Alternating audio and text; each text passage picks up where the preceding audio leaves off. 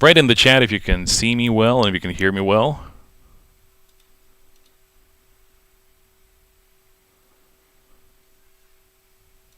Okay. Yeah, here's the chat. I'll send you a message there. Video and audio okay. Thank you, Matt. Thank you. Yes, Balkers. Nice to meet everybody. Just gonna wait for another 2 minutes and we're going to start. Just give everybody a chance to get here. If you like some tea or coffee, you can go get it right now. And we'll be starting shortly. And I'll show you a lot of interesting stuff. Okay, a couple of people on YouTube. As I see, going live there as well. People on YouTube, you can write a couple of comments as well. We're doubling down. We're doubling the stream. It goes to YouTube, and here in Discord, I think it's easier to connect on Discord. And here, you can actually during the Q&A, you can actually raise a hand and talk to me if you want. It's gonna be after I show you stuff. So let me send you a YouTube link in case you have trouble with the Discord for whatever reason.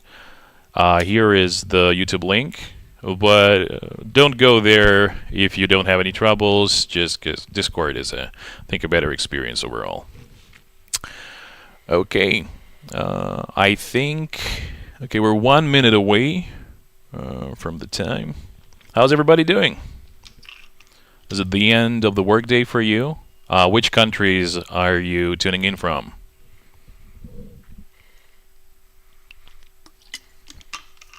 Oh, Argentina. It's probably early there right now. Austria. Nice. 14 p.m. Okay, that's not too early. Kazakhstan and okay, we have 9 people here, which is pretty good for the first stream. Let me show you a little bit about CyberGaffer. I'm sure you already know a couple of things about it. First of all, I'm going to start with a bit of a demo, show you what it can do, and a bit about how it works. And if you have any questions, save them for a little bit later. I'll be answering your questions after I show you how it works here. Okay, so you can see here on my on the stream there are 4 parts. In the top left corner, it's the CyberGaffer app itself, and in the top right corner we have the composite picture, and in the bottom left corner we have Unreal. Now let me see if you can see my mouse in Unreal. Yes, here we are. Now as you can see, the the composite picture right now is looking pretty good. So CyberGaffer, as you probably already know, is actually like a solution, software, hardware solution that allows us to reconstruct virtual lighting with light fixtures in the physical world, in the real world, automatically in real time, and it does a really great job. Like, it does it immediately, instantly, and it takes a long time to do this manually. So it's really interesting technology. And I'll show you how it works in a bit. So let's start here by moving this light probe. This is the CyberGaffer probe that is collecting the lighting information, rendering here, and I'll tell you a little bit more about it later, but let's just move it back here. So we're moving the talent. Let's imagine this is an actor. Yeah, here. We call her Gloria. This is Gloria, our tireless talent, always ready to work. And as you can see right now, like as you can see right now, the keying is already kind of bad because it's went from a very light place to a very dark place. But the cool thing is, here in CyberGaffer, we also have a new feature we haven't shown on our YouTube or anywhere else yet. And the new feature allows you to send the green color of the green screen to Ultimate automatically. Right now we're keying using Ultimate, in the studio.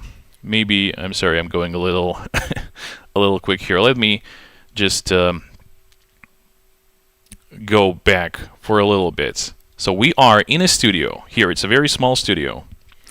In this studio, we have 14 lights. There are different kinds of lights. And 4 of those lights are right now only lighting the background. And 10 lights are lighting Gloria, our talent.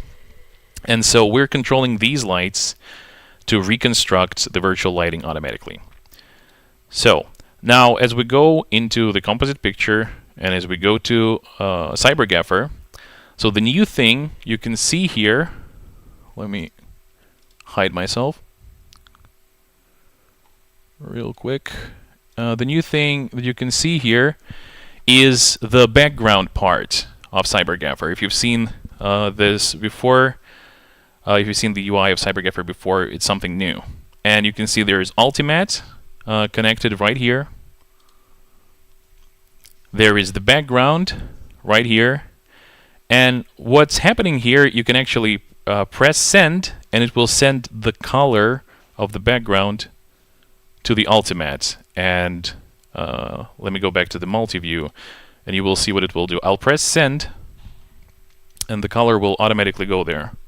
So now I pressed it, and it just sent the king over there.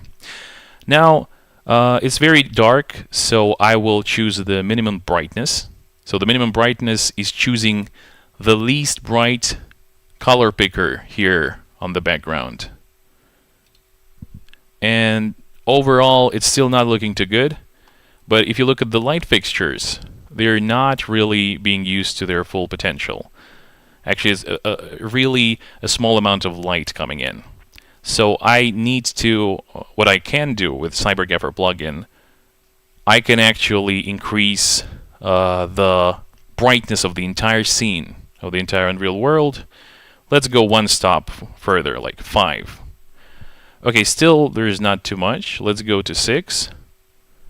Okay, 6 is looking better. And we can see there is still some power not used. Okay, let's go to 7. And this might be just a little too bright, actually. But let's press send here. This might be a little too bright. Let's go back to 6. Send the keying again, and it's looking really good. So I'm just sending the color that is reconstructed by CyberGaffer. I'll show you a little bit more about how that works. This is not a live feed. As you can see, there's the calibrator there, and in the studio right now, it's Gloria in the middle of the studio. So this is a reconstruction that, like, CyberGaffer knows how the background will look depending on what light channels are turned on. Okay. Okay, let's move Gloria back here into the much brighter part.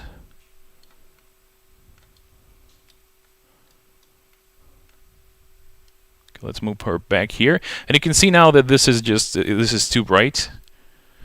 First of all, let's send the keying color again, but it's overlit by a lot. So exposure compensation, we can just control it from here inside the plugin. Okay, 5 is looking better. Let's send the color. And okay, it's keyed out immediately. I think it's still kind of overlit a bit. Maybe this just places right in front of the sun, but we can go to 4, one stop further down. Send the color. We send the color, and it's looking pretty good. It's basically really fast. And right now we have to click on the send button all the time, but we are working with Ultimate team to actually make this real time and make this automatic. So we don't you don't have to do this. You don't have to press it. It will just be sending the key color automatically all the time. It will be auto keyed all the time, which is pretty cool. Okay, let's go to the second floor now. I even know exactly the height of the second floor. Yeah, I can just move there. Okay, let's go to the second floor. So the keying is not doing so great. So the lighting is completely different upstairs as compared to the first floor. Okay, let's turn. Let's get in this corner right here. And yeah, here we go. Yeah, the keying is not doing great, but let's press the send button. It's better, but it's too dark for the keyer to do anything. It's just too dark. Now let's add a couple of stops. Okay, let's go to 5. Let's go to 5.5 maybe. So I'm thinking this should be good enough. Okay, again, let's send the color. Immediately it's keyed out. It's just giving the color from the CyberGaffer reconstruction. And overall it's just looking really good. Let me show you for, like, I just need to find a place where the keying doesn't work so well. Let me move Gloria here a little bit more. Find a place that's a bit harder to key. Not that much. Yeah, that's almost outside. Okay, so let's maybe try it somewhere here. Yeah. Now it's looking okay. We moved, so let's send the keying color. But we can still see that, like, her shoulder is getting keyed out. Let's look at the combined mats. We can see some holes right here. And let's see what we can do about that. Yeah. Like, first of all, yeah, here we have the Ultimate software. What we can do here is because Gloria is probably a little too blue, maybe. Like, we can see that 3 of the lamps, see this red lighting sign, 3 of the lamps are not actually doing so well. They don't have enough power to show this. But what we can do, we can lower a little bit the brightness, see if that gives us a little more room to work with.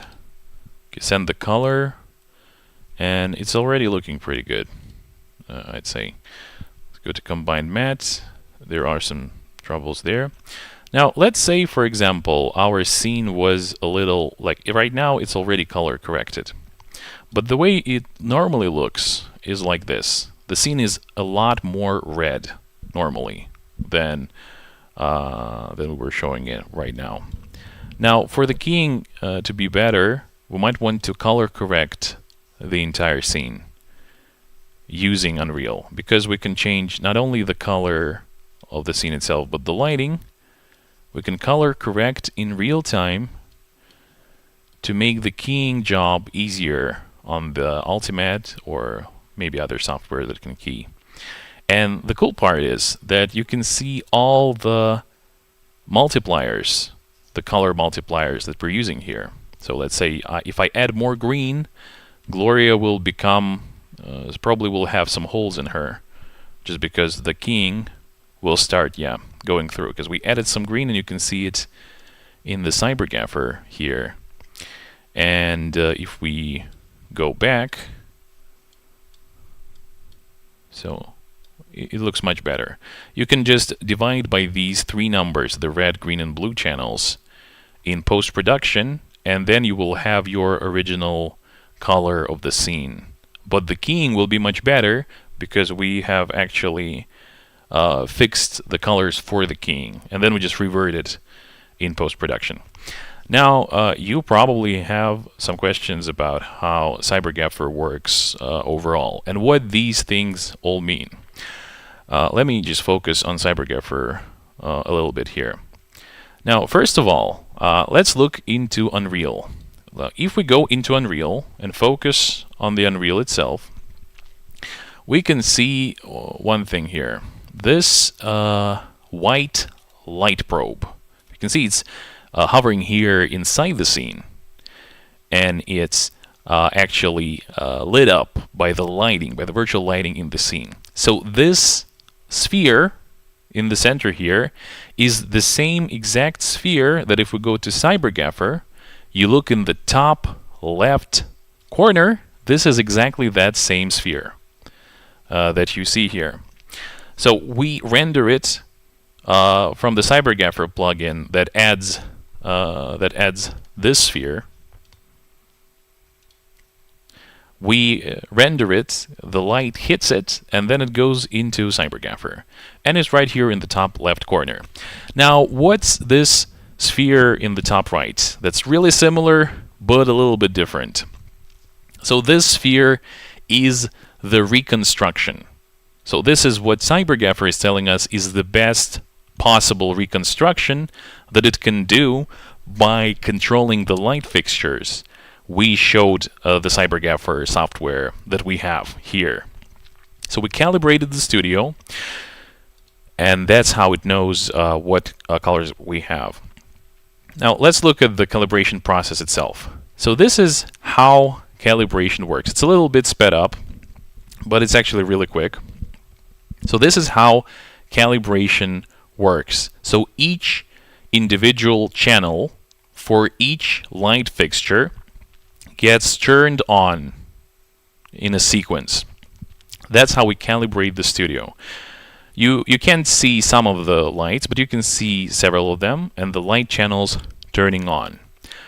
Doing that, we let CyberGaffer know using our calibrator sphere, which I can actually show you physically here in a little bit.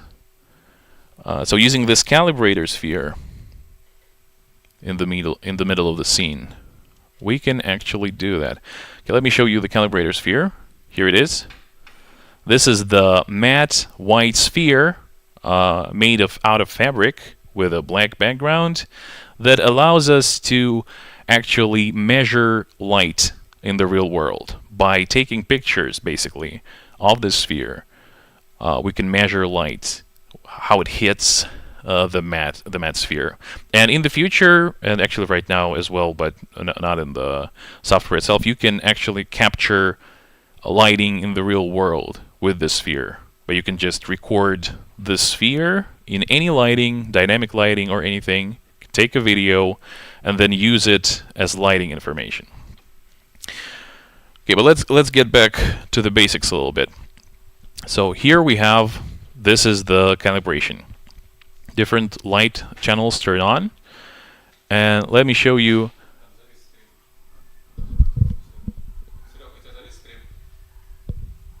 Just a second.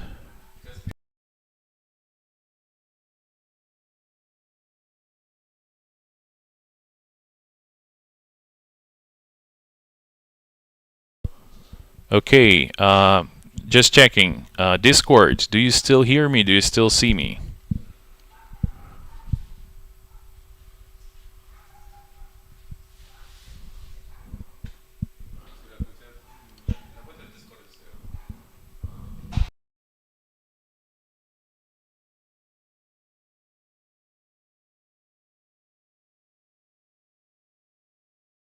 It seems we're having trouble in the on the Discord. I see there is a technical problem on Discord. The stream still works on YouTube, it seems. I'll try to quickly restart it on Discord here. Give me a second.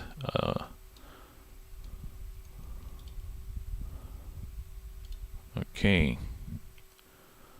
Join stage. Speak on stage. And here we are. Okay. I think I should be back right now.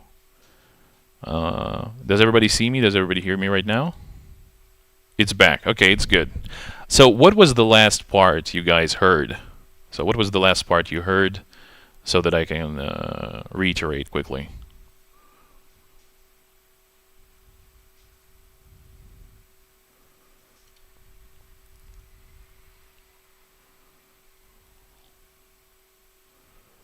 So the good news is I've been rambling a little bit. So actually you didn't miss too much of that. Yeah, I was showing the calibrator sphere.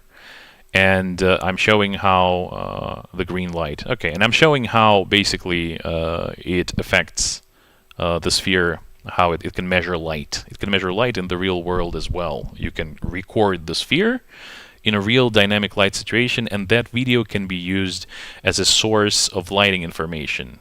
So it's a lot like image-based lighting, but you can actually use the images of our calibrator, and it won't be blown out by the sun because it's actually not out of range, because it's a matte sphere, and the reflection of the sun, unlike the sun that you record maybe with a reflective sphere, it won't be a problem. But let's go to CyberGaffer right now, actually. Let's go to CyberGaffer and turn myself off again here. And I want to show you something. So I've shown you how the calibration works, and each light fixture is turning on different light channels. If we go, this is a studio, calibrated studio. If we go inside it, here in the settings, you can actually see each one of those images captured by the calibration, by CyberGaffer in the calibration sequence. Here it is. Okay. If you have questions, you can type them as we go. I'll read them when I see them, and we can go over things if I'm not explaining them in a way that you understand. Okay, so the calibrator, as you can see, it's actually, those are pictures of the sphere with different light fixtures. So we have one lamp, for example. It's here in the top left corner. And basically, what happens there is you can see that it's going from this side. This is how it affects the calibrator. But the cool thing that the calibrator is not only capturing the way the light is hitting it, but it's also capturing all the secondary reflections. So if this light is hitting it from the top, it is also a little green here on the bottom. And the reason is because it's the green spill. So the green spill, CyberGaffer also knows about it. It knows about how turning on each individual light channel affects the entire studio, basically. Every secondary reflection, everything whatsoever. And basically it also takes into account the ambient light. For example, you can see here all these green little dots. It's our tracking system, the anti-latency tracking system. It's a very dim kind of light, but still it takes it into account. And it knows that it needs to counter a little bit of green light when it's working on recreating, and reconstructing a certain lighting thing. So this is raw data, basically. This is like ProRes, and so that's why it's kind of grayish. And out of this, we reconstruct the actual colors. And you can see some of the light fixtures, which is a new thing, are turned completely towards the background to allow our background equalizer feature to work. And some of the lights are turned towards the sphere, towards where the talent will be. And our light fixtures here are of different power. So like we have some of them are much weaker than the others. That's why you can see this one really illuminates the whole calibrator from the front, and it's much brighter than these ones. And it's not advisable to have different power, different levels of power on your lights, but it's what we have here in our experimental lab. It's a little small, and we have different types of lights here.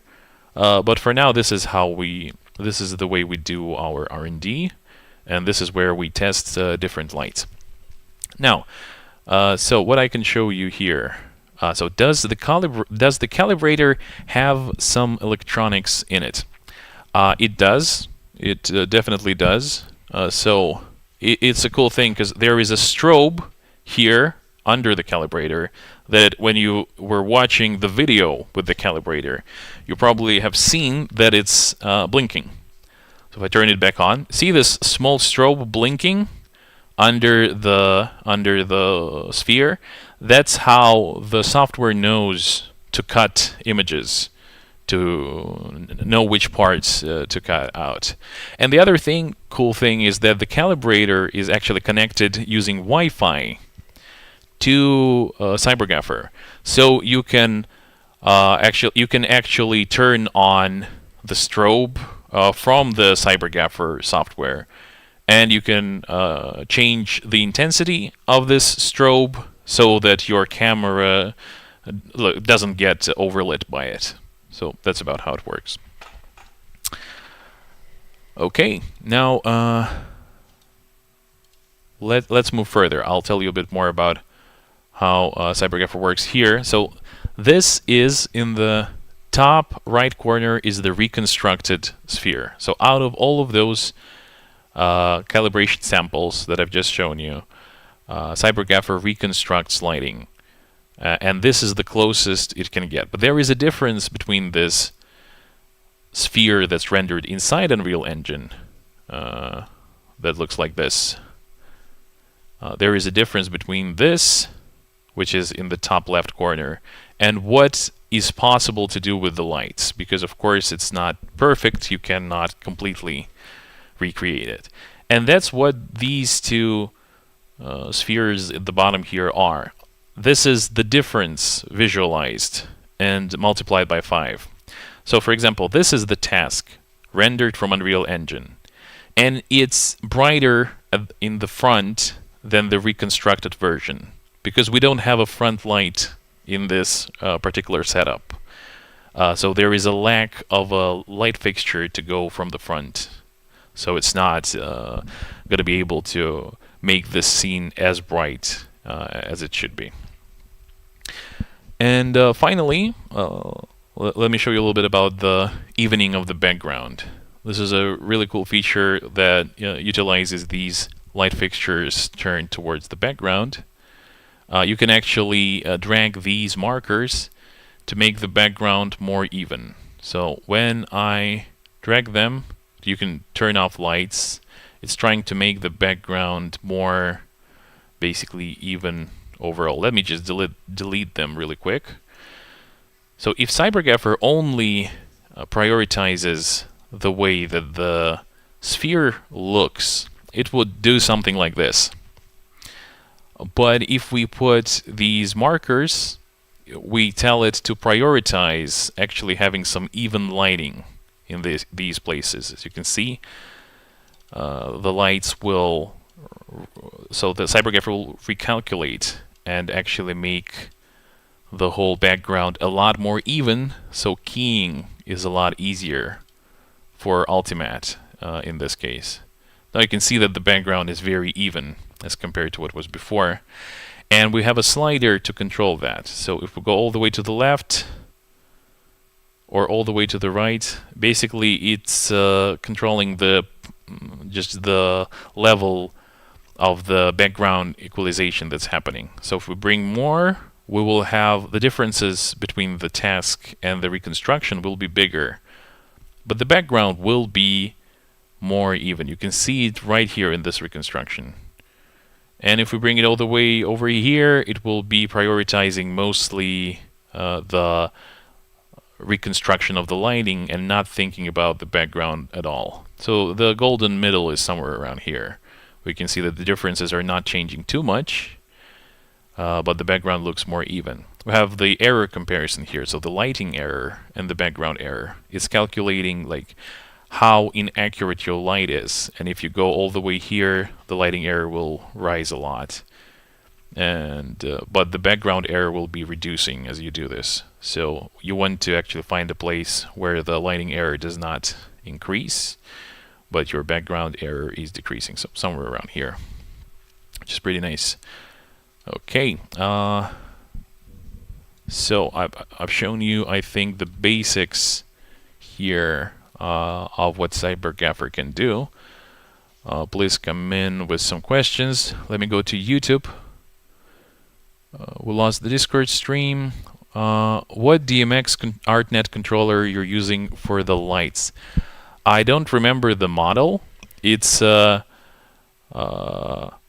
don't remember the model. It's actually just a very basic ArtNet controller that's connected to a router, and it's the most basic DMX setup. It just works normally. You don't need something very sophisticated there. But if you really want, I can drop the model later on. How does the keying behave when you go randomly RGB on your set? Okay, this is a good question. Let me show you how the keying behaves.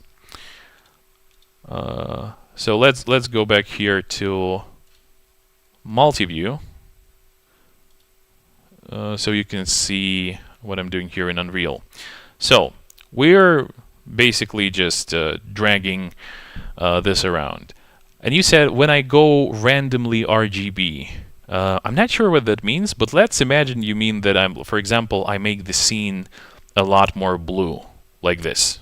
So it's a lot more blue. I think this is randomly RGB. Tell me if I didn't understand you right. So we see the keying is not working very well. But if we press to send the new color here to Ultimate, it will actually do a surprisingly good job of keying it out, because we just sent the color of the background to the Ultimate, to the keyer.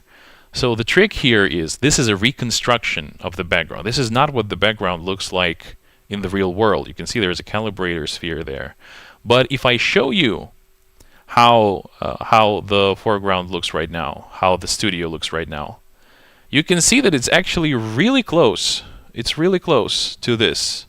So like if you look at this CyberGaffer window here and the one next to it, and if you're looking at my camera, it's going to look quite different because it's just this here. I'm not filming like the web camera I'm using is not doing any doesn't have a LUT, doesn't have anything like that. So it's just really changing the colors quite a bit.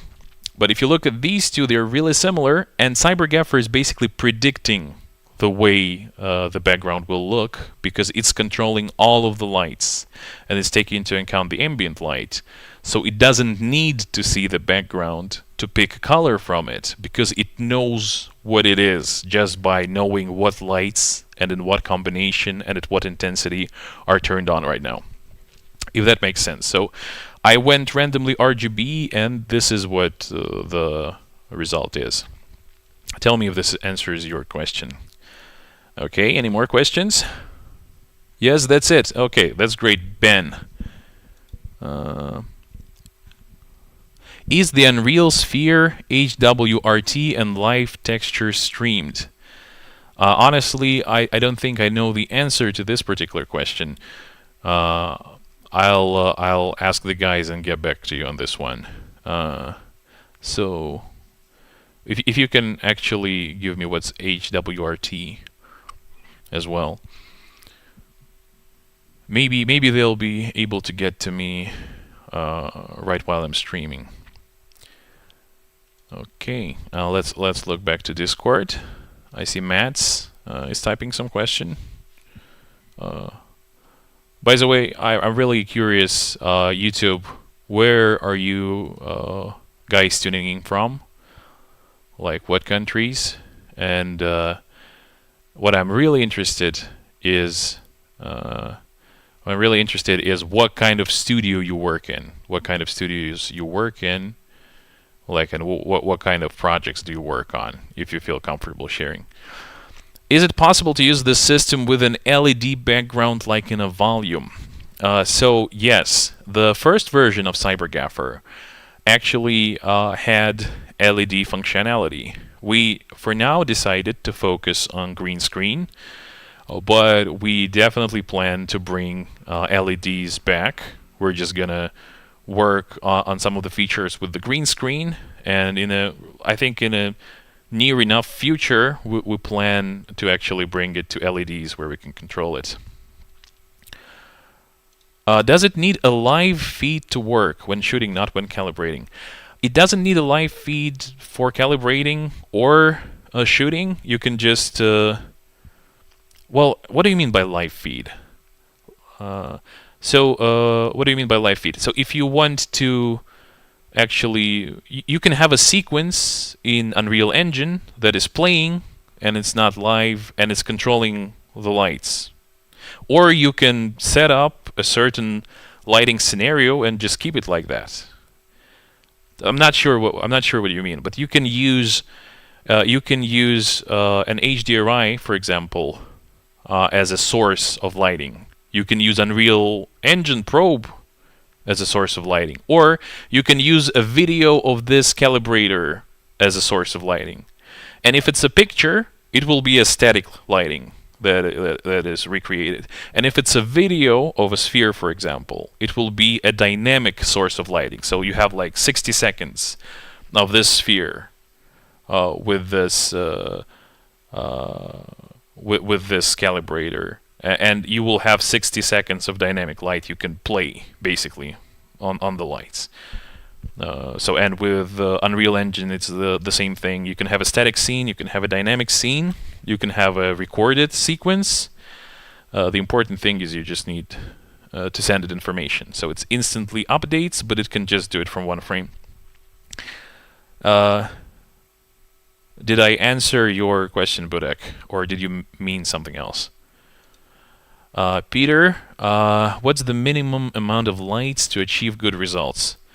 So here it's 14 lights for a small studio, and I'd say that's good enough. Like when we first started, if you've seen our first ever video for Antilatency, where we have Peter in different HDRI backgrounds, I'll drop it. If you're on YouTube, you can just look it up on our YouTube channel. And if you're in Discord, you've probably seen it as well. But let me just drop it real quick so we are sure what we're talking about. It's called Mirror HDRI Lighting to Green Screen Studio. That one.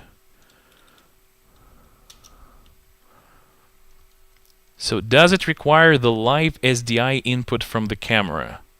So once you calibrated the studio, so you just you don't need it to be live. No, you can just send the lighting information through a DMX ArtNet to the lights.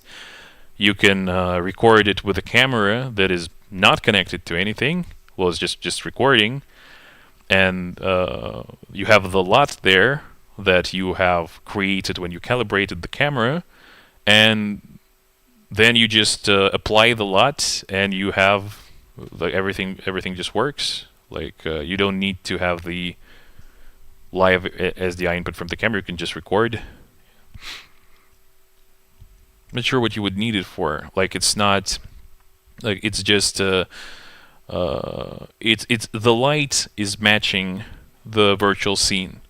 So when you key out, when you record it, and then you key the recording that you made, and you just sync it up with Unreal. You can record the Unreal scene also, not live. You can just record it and capture it, and then you overlay them, and they will match if the sync is right. Hopefully I understood your question correctly there as well. Okay, let me go back to YouTube.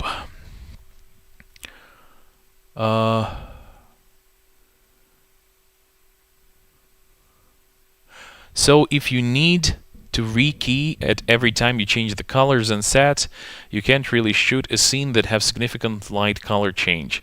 Well, you can, like the way that keying solutions work right now, like Ultimate, the way that it can adapt to what you're doing, it can adapt the same way. Like if you're doing a live production, you will need to work in certain limits right now, just like you do with any other solution, because like if you change the keying color a lot, then the keying will basically break.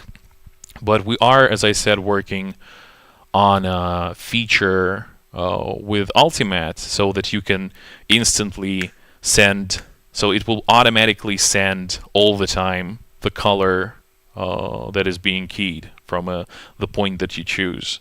And then it will be like you can change it drastically, actually. Like, as you've seen, I've changed the color of the scene here. For example, let me change it back. And then I pressed send here, and it's actually pretty much perfect, even though the color change was drastic. And this will be happening automatically, like every frame, basically, without you pressing send. You will just need, like, the Ultimate will do it for you. Basically how it should work. And in recording, you can key it out however you want. Like, if you're not doing a live feed, you can work on keying different parts with different settings as you normally would. So you can have very dynamic light things happen. You just will need to work on the keying in the recording, which I think is how virtual production works overall. I'm not sure if there is a solution that allows you to drastically change dynamic lighting live and just have the key automatically work. Are you working with sky panels, or do you have other lights? Okay, so if you go to our website, cybergaffer.com, you can see there is a list of lights. I'll drop it in a second here, I think. Give me a second. So lighting fixtures library, yes, here's the lighting library. And there you can see all the lights that we currently work with. I'll drop it, cybergaffer.com lighting library. I'm not sure if the YouTube stream will allow me to send a link. I'll try. No, actually it does allow it. That's good. So these are all the lights that we work with, because we have not like launched CyberGaffer like a long time ago. It hasn't been that long. And the important thing is, like, we're adding more lights. So if, for example, you have like RGBW lights that you would like to work with, but that are not in our lighting library, and you have connections with lighting manufacturers, we would be really happy if you could actually intro us, because what we need from the lighting manufacturers are specifications of the lights, their power limits, and just some specific numbers, how the lights work, how they are like controlled, what sort of under the hood things are happening there for them, so that we can precisely control them with CyberGaffer. So if you have lights that you want to use and they're RGBW, first of all, you can just type the names, and we've just recently added Lupa lights, and I think we're working on adding light panel, if we haven't already. No, we have already added Gemini for light panels. We have Sumo Light, we have Kinoflow, Cream Source, and Ari. Right now, right here, there are 2 Kinoflow lights, 2 Ari lights, and 10 of our DIY homemade lights that we have constructed as part of our R&D process to just figure out how they work. Okay, go back to some other questions. Give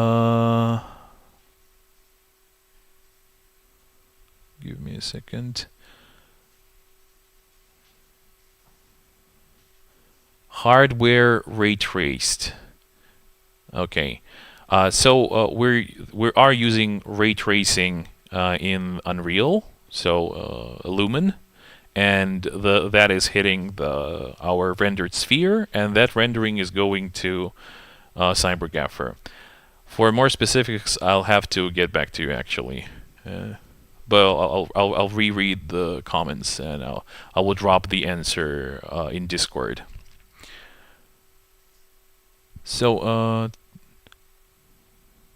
Cypress Small Studio Product Videos, MCO, nice to meet you.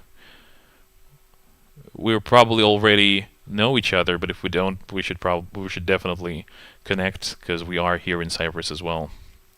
How is the camera calibration pipeline working using CyberGaffer? Open, VPCal, or internal? So again, I don't really know what OpenVPCal is, but I can tell you how calibration works. So basically, if we go to CyberGaffer here in a bit,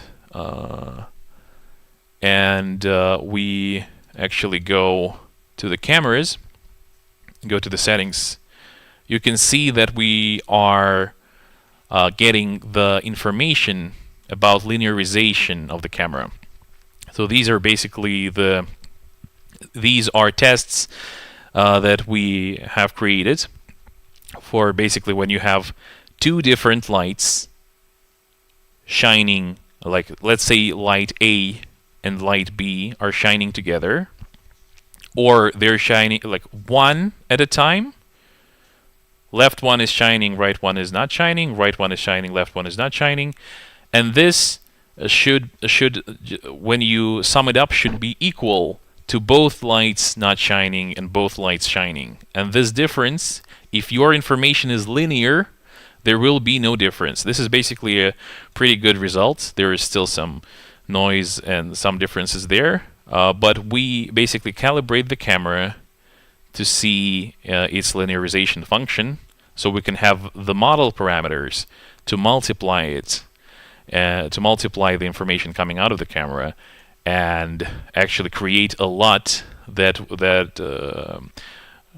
allows us to go from raw camera data to the linear camera data. So it's a linearization LUT that allows us to get a linear LUT.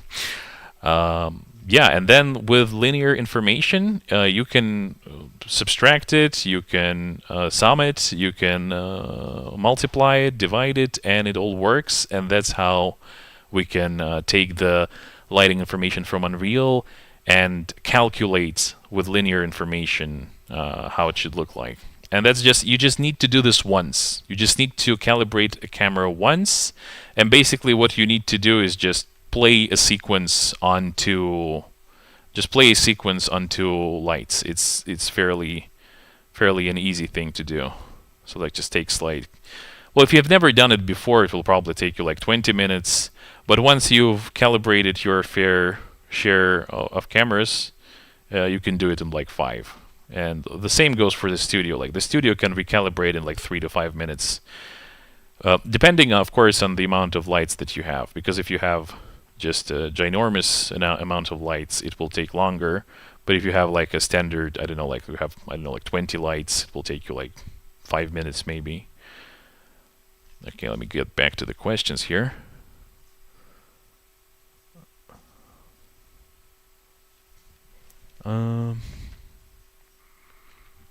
Small, medium, green cycle, Vive Mars and Oximetry multi-camera live shootings. Yes, Vive Mars and Oximetry, yeah, they will work, and we are actually going to have a feature in the future that basically tracks the talent, and that changes the lighting depending on where the talent is, because like as you come closer to the lights, they affect you more. So you get 2 times closer to a light, and it shines on you 4 times as bright because of the inverse square law. So in the future, we plan to have a feature where the talent is tracked and the lights are actually changing their intensity based on where you are. And together with automatic instant keying, it will actually have a pretty cool effect. But yeah, you can do it with oximetry, and you can do it with live tracking. Which color gave the best results, green or blue background? As far as we can tell from our research, there is really no difference. Just no difference between blue and green. They just both work. It depends on what you want to shoot in front of those. Like if you have more green, that's in your props on your talent.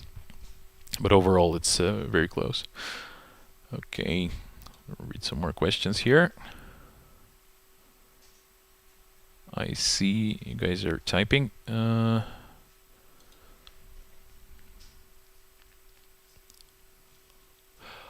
So are you using Pro video lights, aperture, nanolight, or other kinds of lights such as stage light? So as I said, we're using right now in our library we have ARI, Cream Source, KinoFlow, Sumo Lights, Lupo, and Light Panel. And like we could have aperture, but and I think nanlight as well. I think they do have RGBW light fixtures, but we need them to give us some information about that. So honestly, if you have a contact, or you just want to go in their comments and write, we want to use your lamps with CyberGaffer, that would help. We of course are probably gonna get in touch with them ourselves sometime in the future, but if there is a way to fast track it, that would be cool as well. We just yeah, that's about it. Like we can add different types of lights to our lighting library, but we do need this specific information because we need technical information, and it is important for the lights to work precisely. How is the delay? Can you turn on and off a point light right beside the sphere capture? Oh, so you mean like how fast does it work? Okay, give me a second here. So we're in multi-view. Yep. I had a light here. I have some point lights. I'm not sure if I have them on the top here. I definitely had some on the first floor. Give me a second. I'll turn on some lights.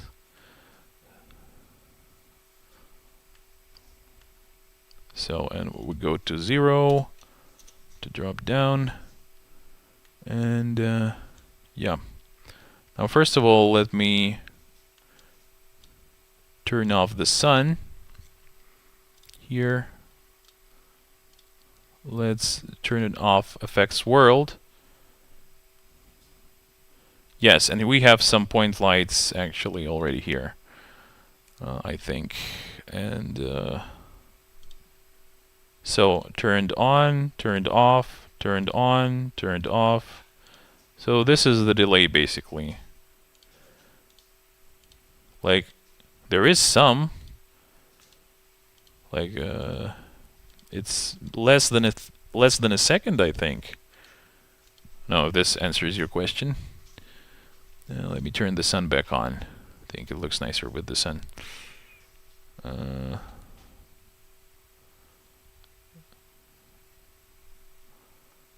Okay. Just we'll need to send the color again for keying, and just quickly actually get a nicer place here for our Gloria. Well, let's bring you here for now. I know, in the dark, just so you feel a little more. Okay, let's look at the diffs here. First of all, we send the keying information, and it's already looking pretty nice, I'd say. Well, we can go brighter and resend. Let's go with minimal saturation. No, I don't really like it. Let's go with 5 actually. Yeah, and then we send it again, and we send the. Yep, this looks pretty good. Okay, back to the questions. How does this work for a scene with multiple people? What do you think? So with multiple people, it all depends basically on the size of your studio, and it's the same as with other like virtual production. It's not something that's because of CyberGaffer. It's because of how lighting works. So if you have lights so close, like here, basically the space where you can work is limited. But if you have if the lights are further away, you can actually move around quite a bit. And if we go and look at the at the video that we did with MR Factory, where you can see a couple of people are walking, and let me see if I can actually share the screen with you here for a little bit. I can probably just drop you the link first of all. Here's the link. That's the video where you can see different people. And can I actually share my screen with you here? Let's see. I mean, I definitely can, but just need to add a new source. Second there. Yeah, here we go. And sorry, it's doesn't really fit the screen, does it? Yep, here we go. And I'll actually hide myself. So let's watch this video for a little bit. So here you see it's a pretty big, all things considered, scene. There are two people here and like a table in between them, and they're walking around. This is this is static lighting, but this is Amar Factory's like bigger, much bigger stage than the one that we have here. Ours is pretty small, and these are the scenes that they have captured. And it took a really short time. Like all these 3 scenes took. Like there were 2 people, and it took them, basically the filming took them like 2 hours. And it's it's a much bigger space to work with. Of course, if you want like very dynamic lights that has a very different very different lighting in different parts of the scene, it might need some figuring out, and maybe in the future we're thinking of as we track people inside the shot, it will be able to think about a couple of different lighting points at the same time. But at the moment, you just need to set up the lights, and if they're far enough, it's gonna work just like any normal virtual production works. Okay. Does it work with different light color engines like RGB, ACL? Oh, I see. Actually, another YouTube video that just been created by Joshua, which is a very nice video. It's a 5-minute one. Go watch it after this stream or even right now. Okay, let me go back to YouTube. I think there were more questions there.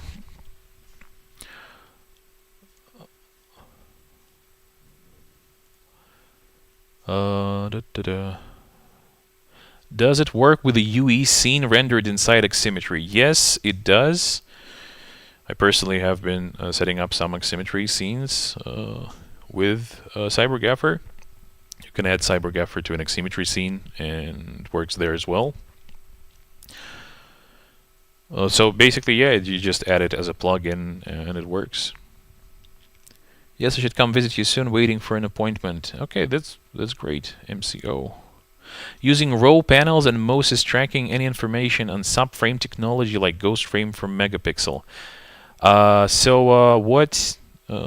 do you want to know about the subframe technology here?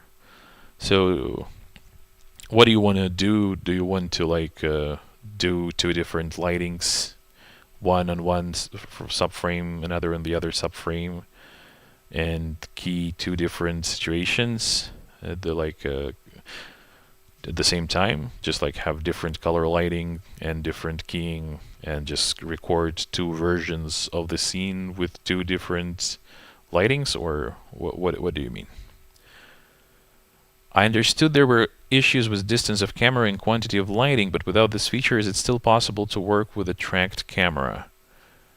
Without which feature, Ben? I'm not sure what you're asking.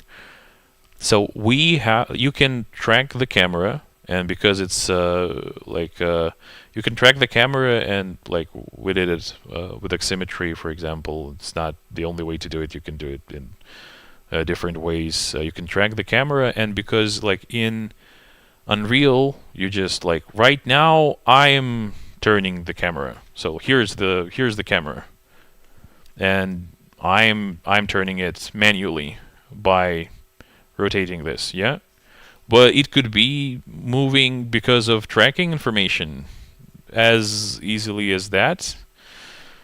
Like if it's a scene like where you need to, if you need to key it live, it will be a bit of a problem if the lighting is dynamic and complex, because like I move the camera here and we need to resend the brightness. Oh, here it's not working too well. Actually, let me quickly troubleshoot this. So it's because it's brown, basically. So the scene is too red. If you look at CyberGaffer here, the scene is red. So let's make it less red. So there is less red in the scene. And then we can try resend this information. And so now it's greener. And oh, I understand. There is basically, we don't have the lights to go from that side. Yeah, like right now we only have lights from the front to be powerful, and we don't really have ones to go from the side to have such contrast here. Give me a second. Let me rekey it. And we can actually make it a little more bright if we want to. If we make it brighter and we go back to that position, it's gonna work much better. Yes, so we go back to this position and it's a little too green, and if we make the green lower, sorry, I got distracted. I'll come back to your questions in a second. Let me just defeat this. Okay, no, that's not doing it well. Okay, let's go with the average. Okay, the average is not working too well. Oh, it's too red now. Okay, okay, this is looking pretty good. Let's look at the combined matte. And we have a problem in the top left corner, and we can deal with this by using this. Yeah, just a little bit like this. This is like a difficult spot to key, and we need more lamps, but overall you can actually you can save this under the stairs one as well. Okay, now let me go back to your questions. So now let's resend. Save this. We send this. It looks good. You can use the ultimate mask. Yeah, I can, but I want to show how this like we can use the ultimate mask and you can make it much better, but right now we just want to show it the way it works, kind of like out of the box. As you can see, this mask does not have any like softness there. We're just showing how it can key. Okay, let me go back to the YouTube comments. There are so many more comments on YouTube here.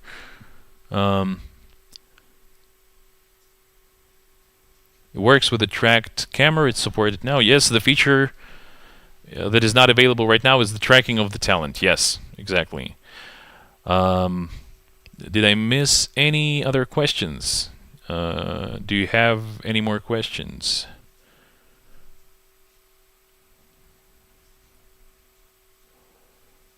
How is that? Yeah, I think I covered most of it. Like if you for the subframe and the more difficult color engine questions and stuff like that, we can get back to you on Discord. We're gonna have to ask our technical guys for some clarification there.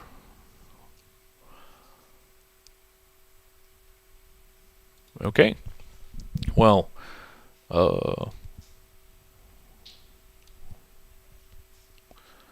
guess I showed you most of what I wanted to show. Let me showcase some of what Joshua created with his video while we have the time. And if you can think of other questions while I do that, that's good. Let's get into more questions if you have any.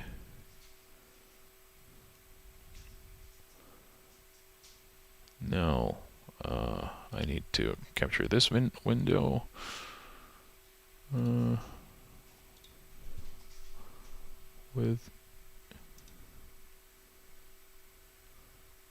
Sorry again. Now I'm probably not going to play the sound here, but let's look at it's Joshua in the studio of MR Factory. Here, virtual production. You can see how the calibration is going through a lot of different lights. Some shots from our other videos here as well. And some people have been asking us if oh, do we need these hanging lights if we want to work with CyberGaffer. But it can work with any lights, preferably diffused lights. It needs to be RGBW ones for better results. It can work with bicolor lights, but with some limitations and all that. And yeah, here's Joshua. There will be a nice shot of a gallery in here in a second. And if you want to, I do really suggest you watch the full video with the sound later on. It's really nice, really well made. RGBW, RGB. Oh, so that's the color engines you meant. You can see multiple people walking on this video from 311. This is a really nice shot. So this is no color grading. Basically, as you can see, they're just applying a lot, and that's it. This is a really nice shot, and it's a pretty wide place here. And let me go to 311 here, so we can see people walking around in this gallery in MR Factory. Okay. Just a second. Almost there. Yeah, here we are. This is the lighting match done with CyberGaffer, and I'd say it's a pretty big area to be walking around in at the same time. And at the end there is a little more as well, as you can see. Just some tests from the guys.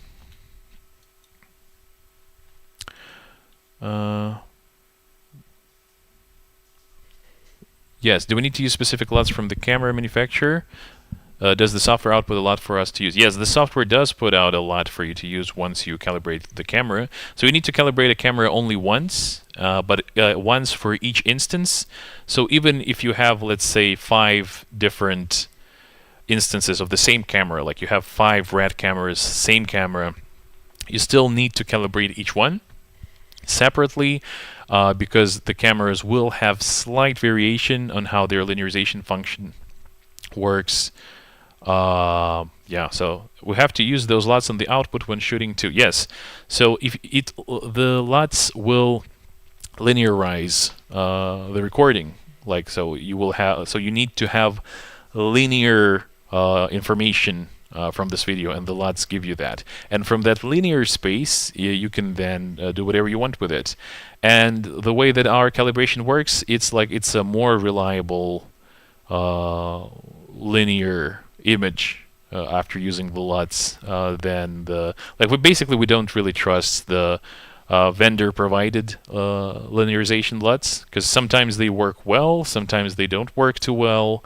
And it's actually it's a toss-up. You don't know. So that's why we calibrate it, to make absolutely sure that our LUTs do provide linear information. Because without linear information, the CyberGaffer will not be able to calculate how it will look, and that's very important. Okay, let me go back to YouTube comments and see if there's anything new there.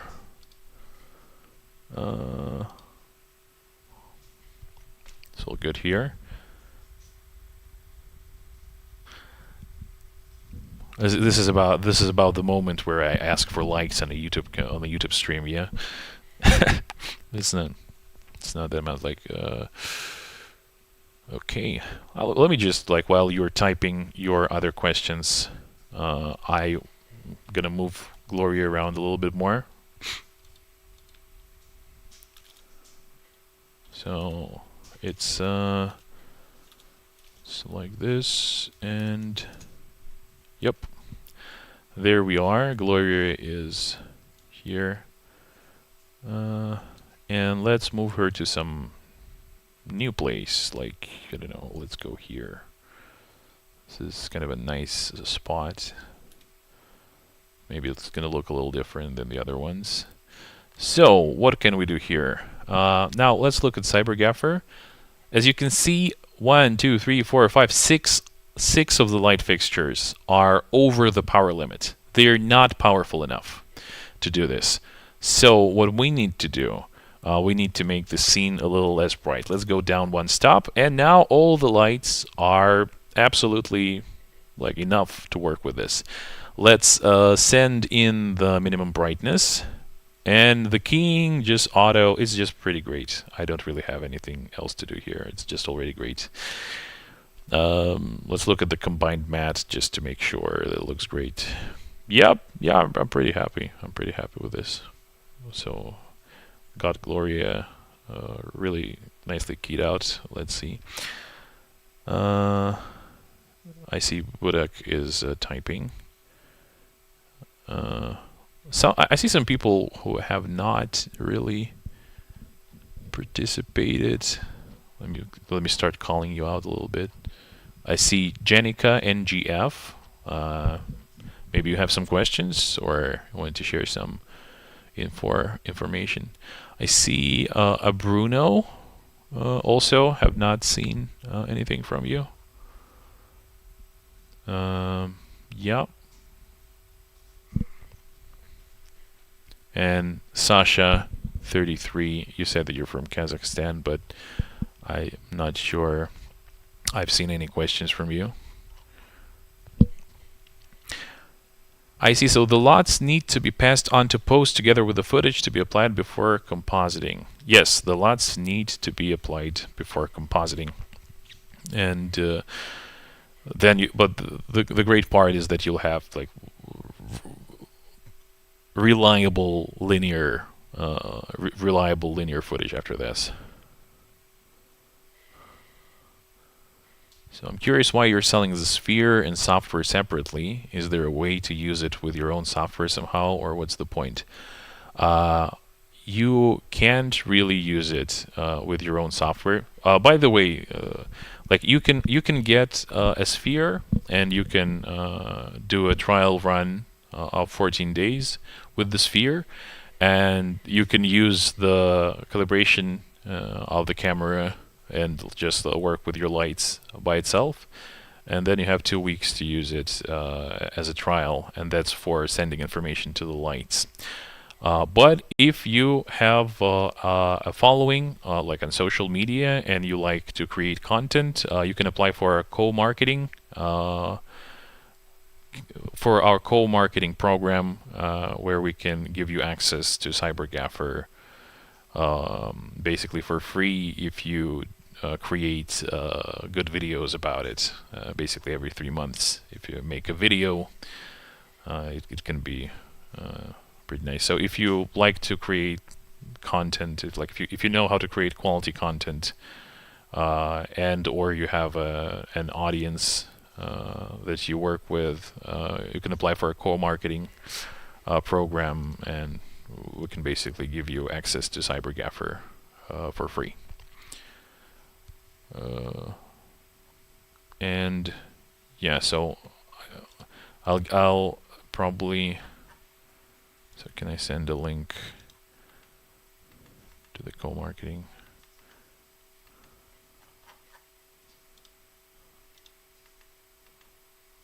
Yeah. Okay. And also, yes, for virtual production training, we also are looking for some partners there as well. Okay, any more questions?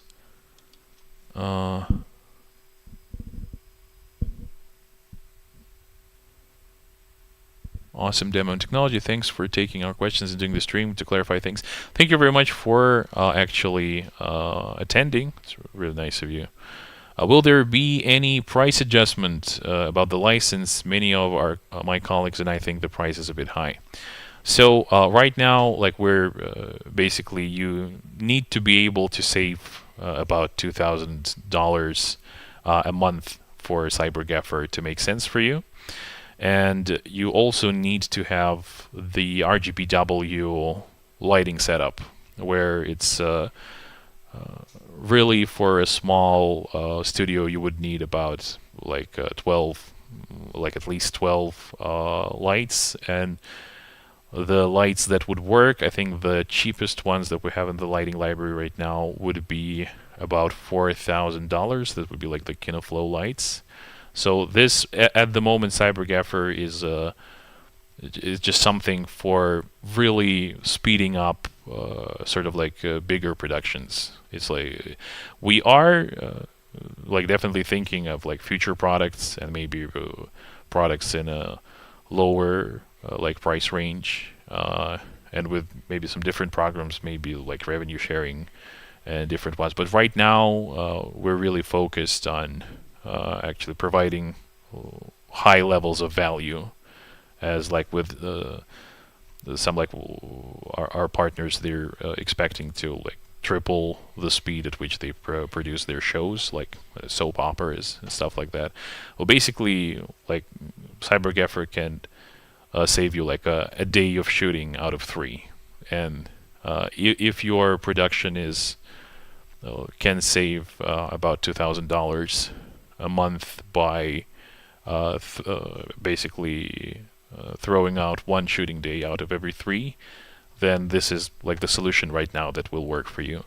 And if it's like, if in terms of budget that does not make sense for you right now, maybe wait a bit, and down the line there will be something that's gonna match your needs, or maybe your production will ramp up and it will make sense. So that's about how it works. Like it's to have a studio that works with the correct lights, with the RGBW lights, and with CyberGaffer, it is going to be quite an investment, basically. Will there be an option to license CyberGaffer monthly versus annually? This, I think, would be better answered by Andre in the comments here on Discord. Antonio Bruno from Puerto Rico. Nice to meet you, Antonio. I hope it's the weather is nice in Puerto Rico right now.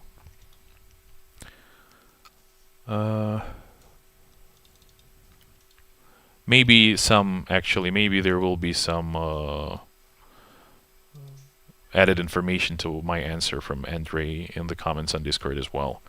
By the way, do not like be shy to ask whatever questions you have on Discord at any point in the general chat. We're happy to answer. You can go in detail or in depth, and we will answer everything. We're really just like I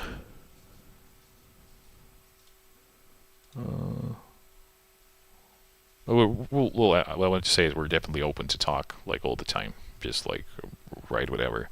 And we plan to have more streams like in the future, and like talk about different new features that we're going to be putting out. Like this background feature, for example, is not even out yet. You're the first ones basically to see it. We just set up the lights yesterday, and it's a really cool feature. Like it's like it's just really interesting to keep it even. So I think we are running out of steam here, and it's been almost an hour and a half, and you guys are like really it's really nice of you to stay for this entire time. Like, we didn't have too many people. I think it was like 25 or 30 in the max amount. But you were just so steadily staying here and asking like smart, interesting questions. It's really great.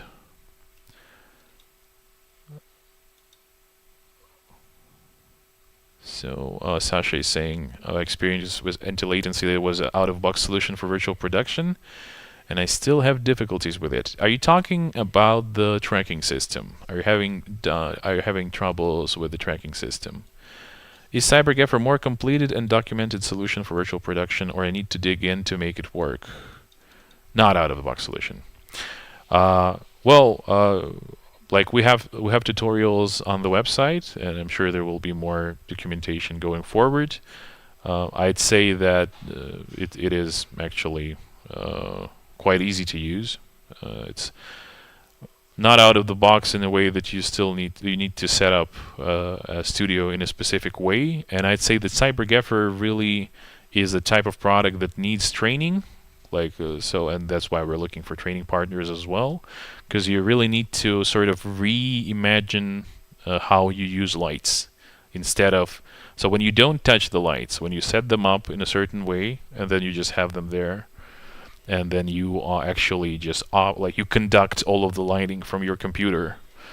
That's a different experience of working with lights. It's actually easier, in my opinion, but it takes some relearning and getting used to.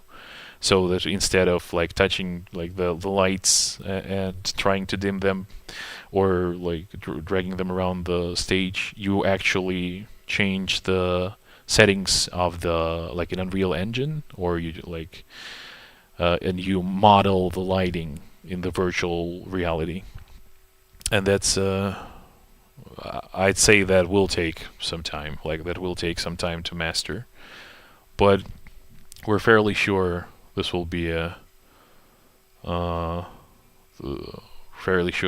kind of a standard way of approaching virtual production lighting in the future. Antilatency still doesn't have video tutorials how to set up it for green screen virtual production studio, and we figure it out by ourselves. One of the same, hard to understand. So you mean like that we don't have a video tutorial on how to set up anti-latency trackers for the green screen virtual production, or which part specifically?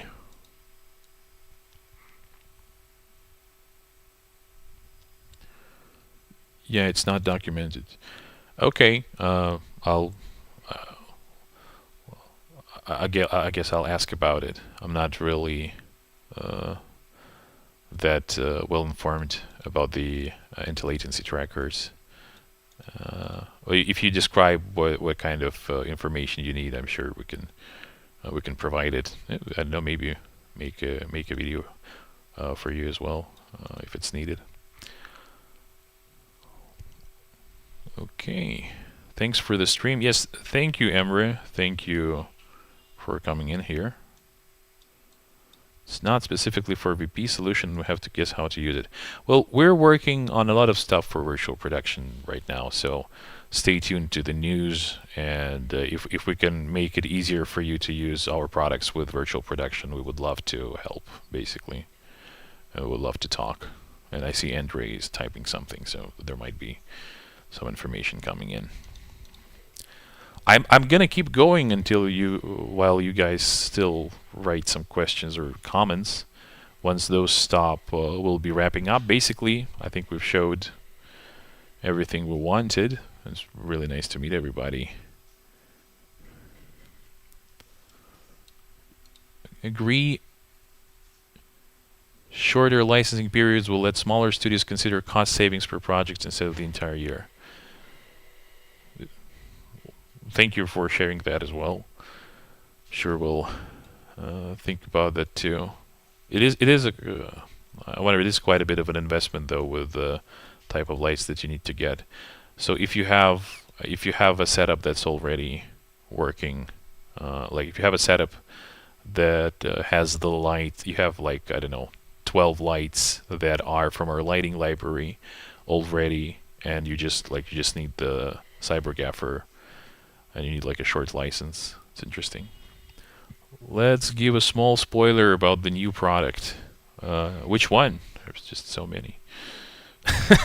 Like I can't really give you spoilers. I will be assassinated by our CTO if I do that, probably.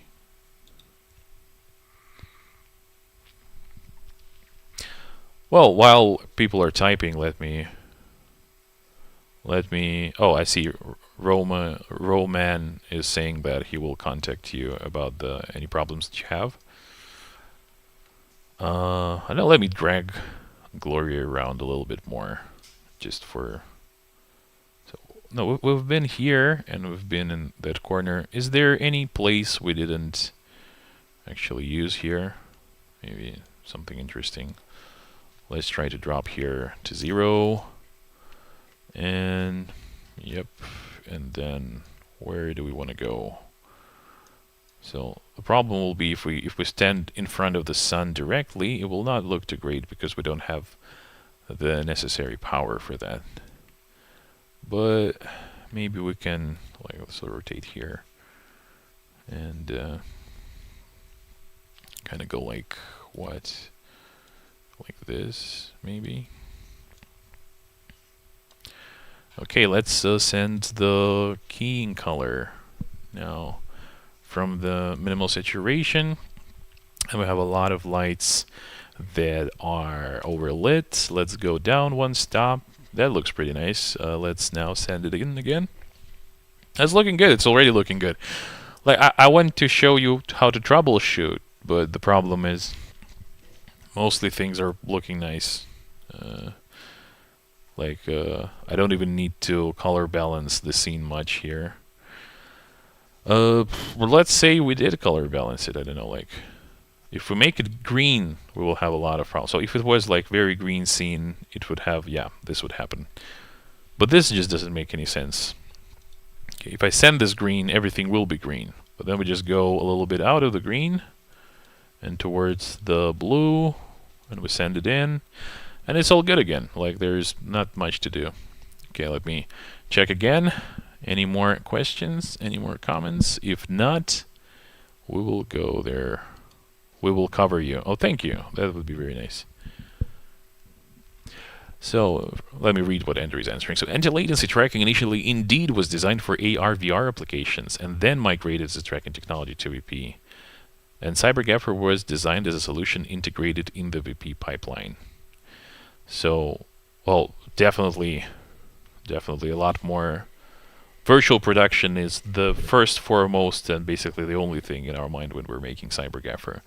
And we've been actually we've been doing a lot of work on the ground. We've been like with studios in their during their production, just getting into the nitty-gritties, so we really know like what the pain points are and like what like horrible problems there are when working with virtual production. And we're working on actually solving a lot of those. We're working on solving a lot of problems that virtual production has.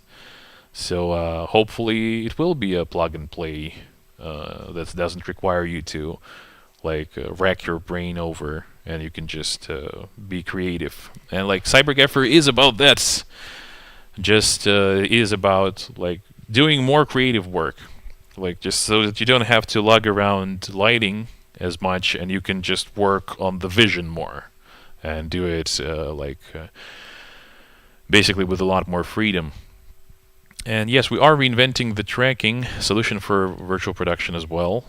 There is a lot we are reinventing and creating. That's also really cool. It's just like the amount of innovation Antilatency has in store at the moment. I think it's like there are many months of just like just implementing all of the nice crazy ideas that we have, and that will, well, we think it will actually like help make virtual production something better, like really push it forward some way.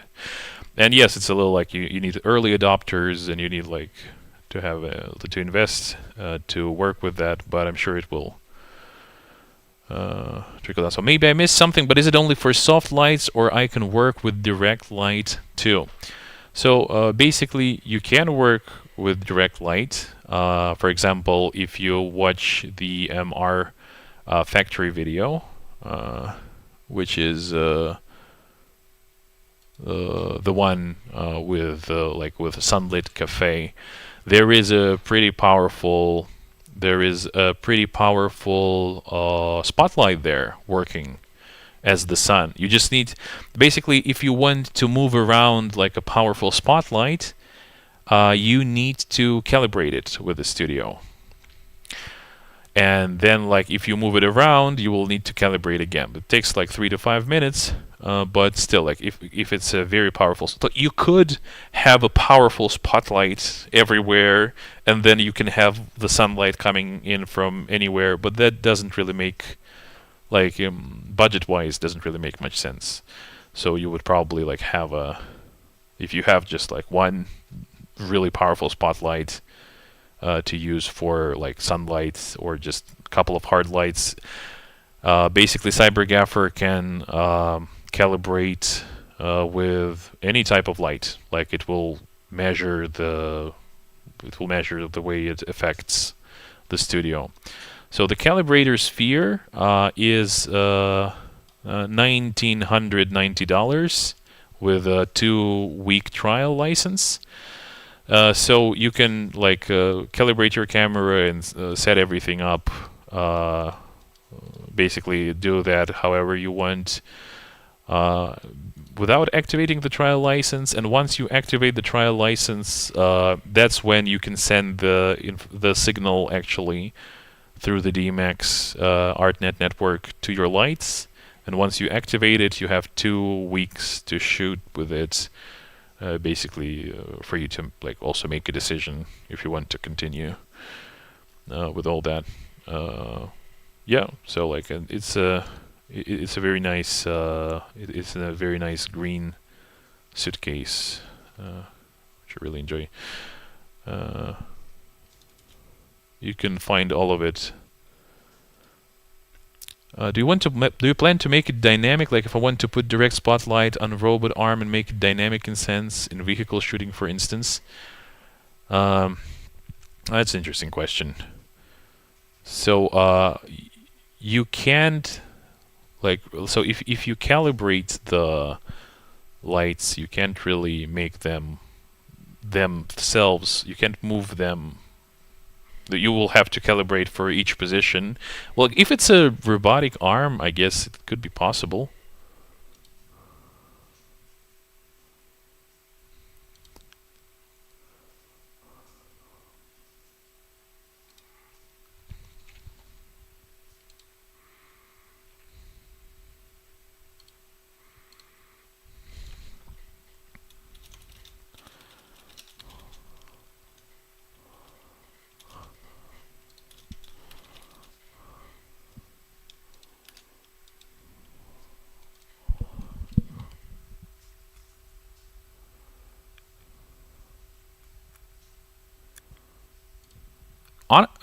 Honestly, I have no idea why the stage just dropped. I have no idea. Like it just stopped working again on Discord. I'll have to look into it. Maybe there is like maybe I did not take something into account here. It just dropped again. Oh, maybe the hour and a half just ran out, and we've been just talking for longer.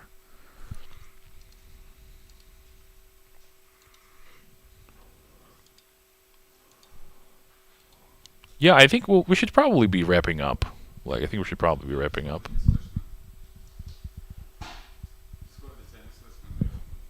Okay, I'm being told I'm not.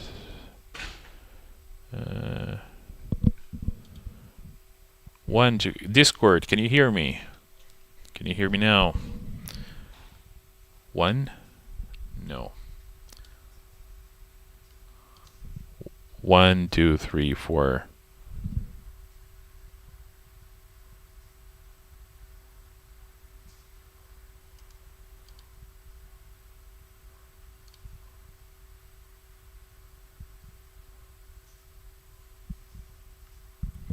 1, 2, 3, 4. No audio. I have no idea. Disconnect. Just disconnect quietly. Then I join the stage. Then I speak on stage. Do you hear me now?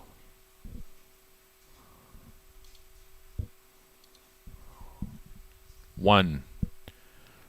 Yes. Yes, I see yeses.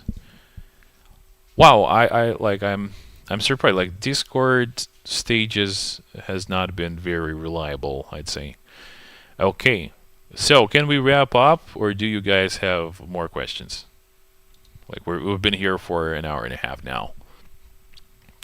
I see, like, YouTube, I can still see 7 viewers on YouTube. Not really writing comments anymore. And we'll definitely do more streams in the future. So, like...